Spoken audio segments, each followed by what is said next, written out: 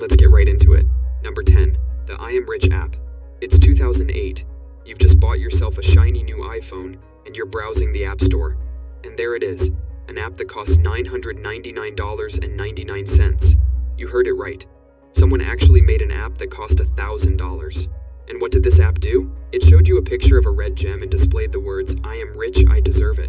Yes, they even spelled deserve wrong, and that's literally all it did. But 8 people bought it. 8 actual human beings looked at this app and thought this was a good way to spend $1,000. The creator, a German developer named Armin Heinrich, made $5,600 in profit before Apple pulled the app from the store. 2 of the 8 people who bought it claimed they did it by accident. And here's why that was so easy. The app didn't even have a confirmation button.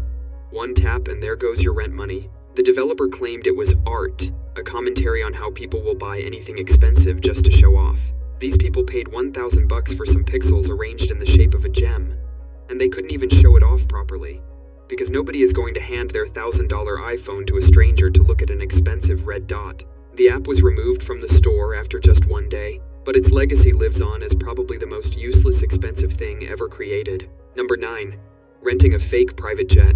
So you're scrolling through Instagram, and you see your favorite influencer living their best life on a private jet. The lighting is perfect, the champagne is flowing, and they're lounging like they own the place. But here's the thing, they're probably sitting in a warehouse in Los Angeles. Welcome to the world of fake private jet studios, where people pay hundreds of dollars to pretend they're rich. These studios are basically Hollywood sets designed to look exactly like the inside of a luxury private jet. The plush leather seats, the fancy lighting, even those little airplane windows with fake sunlight streaming through them. It's like building a cardboard castle and calling yourself a king. The funny part is, these studios charge anywhere from $50 to $500 per hour. People are paying real money to look fake rich. That's like buying a Gucci shopping bag without the actual Gucci item inside. The studios even have professional photographers who know all the rich people angles. They'll tell you exactly how to pose to look like you're casually checking your stock portfolio while sipping champagne at 40,000 feet.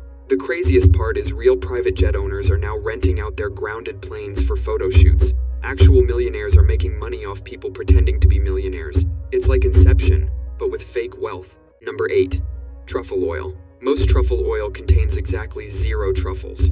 It's basically olive oil mixed with a chemical called 2,4-dithiapentane. That's a synthetic compound made in a lab to smell like truffles. Real truffles are incredibly rare mushrooms that grow underground and have to be sniffed out by specially trained dogs or pigs. They're so expensive that a single pound can cost thousands of dollars. But that bottle of truffle oil at your local grocery store costs like $30 and contains about as much real truffle as your kitchen sponge. Even Gordon Ramsay calls it the most pungent, ridiculous ingredient ever. It's basically the culinary equivalent of wearing fake designer clothes. Real truffles don't even taste like truffle oil. Real truffles have this complex, earthy flavor that changes as you eat them. Truffle oil just punches you in the face with artificial mushroom smell and calls it a day. This is the difference between a fine wine and grape-flavored cough syrup. Restaurants keep using it because it's an easy way to make something sound fancy. Would you like some truffle fries with that? Sounds way better than, would you like some fries sprayed with synthetic mushroom chemicals? And the best part is some high-end restaurants charge extra for this fake stuff.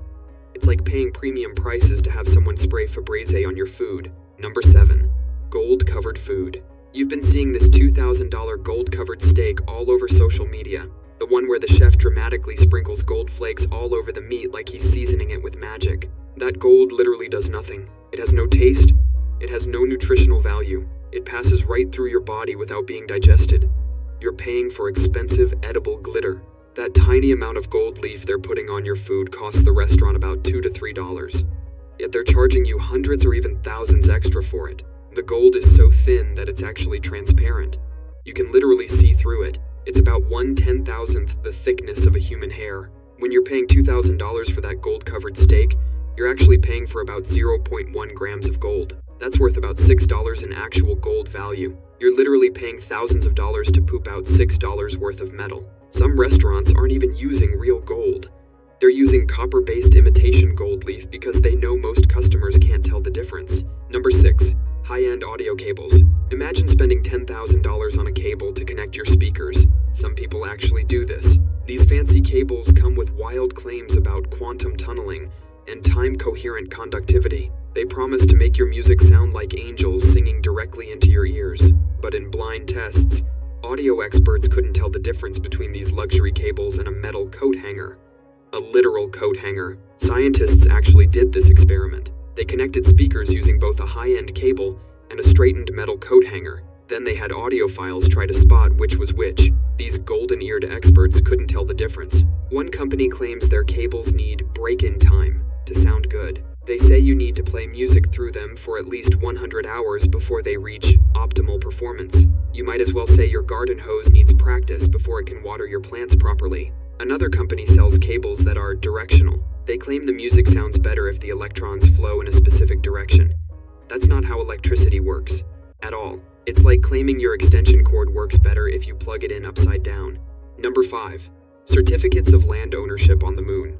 So you're scrolling through the internet one day and you see an ad. Own a piece of the moon for just $99. Those fancy moon property certificates are about as valuable as a degree from a fortune cookie. These companies will send you an official-looking piece of paper claiming you now own an acre of prime moon real estate. Some even throw in a lunar constitution and a fancy map showing your plot of land. It's like getting scammed by a real estate agent. But in space, you might think that if we colonize the moon, your property will be worth millions. But there's this little thing called the Outer Space Treaty. It's basically a global agreement saying nobody can own pieces of the moon. Not you, not Elon Musk, not even countries. This guy named Dennis Hope has been selling lunar land since 1980. He claims he found a loophole in the Outer Space Treaty. His logic is the treaty says no nations can own the moon, but it doesn't specifically mention individuals. That's like saying you can rob a bank because the sign only says no stealing and doesn't specifically mention your name. Hope has supposedly sold over 611 million acres of lunar land. That's about the size of Argentina. And he's not just selling moon property, he's also selling land on Mars, Venus, and Mercury. When you're selling something that isn't yours, why stop at just one celestial body? Number 4. NFTs. Imagine paying $69 million for something anyone can copy and paste. That's exactly what happened with NFTs. These are basically digital receipts saying you own something on the internet. It's like buying a certificate that says you own the Mona Lisa, but everyone else can still have perfect copies of it. People were paying millions for pictures of bored apes. Not real apes, just cartoon drawings of apes looking bored. The craziest part is some guy paid $2.9 million for Jack Dorsey's first tweet. Guess how much it's worth now? About $132. That's a 99.99% loss. It's like buying a Ferrari and ending up with a rusty bicycle. Studies show that about 95% of all NFTs are now completely worthless. Those rare digital collectibles are about as rare as air. The actual images aren't even stored on the blockchain. Most NFTs are just links to images stored on regular websites. So if that website goes down, your $1 million NFT might just point to a 404 error. Congratulations, you now own an expensive dead link. NFT buyers just got expensive screenshots. Number 3. Beanie Babies. Remember when people thought stuffed animals would make them millionaires? People were literally getting divorced and splitting up their Beanie Baby collections in court. There's an actual photo from 1999 of a couple dividing up their Beanie Babies on a courtroom floor while a judge watches. People were taking out loans to buy them. Some folks even skipped paying their mortgage to buy more Beanie Babies. The company behind them, Thai Inc., knew exactly what they were doing. They'd retire certain Beanie Babies to create artificial scarcity. Some rare Beanie Babies were selling for $10,000 each. People were convinced these things would put their kids through college. Spoiler alert, they didn't. The creator, Ty Warner, became a billionaire while everyone else got stuck with worthless plush toys. Today, most Beanie Babies are worth less than a cup of coffee. That Princess Diana memorial bear that was selling for thousands can be bought for about $5 now. Some people still believe, though, there are folks out there sitting on collections of thousands of Beanie Babies, still waiting for the market to bounce back. Sorry, kids. Grandpa thought Princess the Bear would outperform his 401k. Number 2. The Juicero. Imagine spending $700 on a juicer that's less useful than your hands. That's exactly what happened with the Juicero, Silicon Valley's most expensive paperweight. This thing was basically the Tesla of juice machines. It had more computing power than the first spacecraft that landed on the moon. It had a sophisticated hydraulic press system that could generate 8,000 pounds of force. All this technology to squeeze juice packets. The company raised $120 million in funding.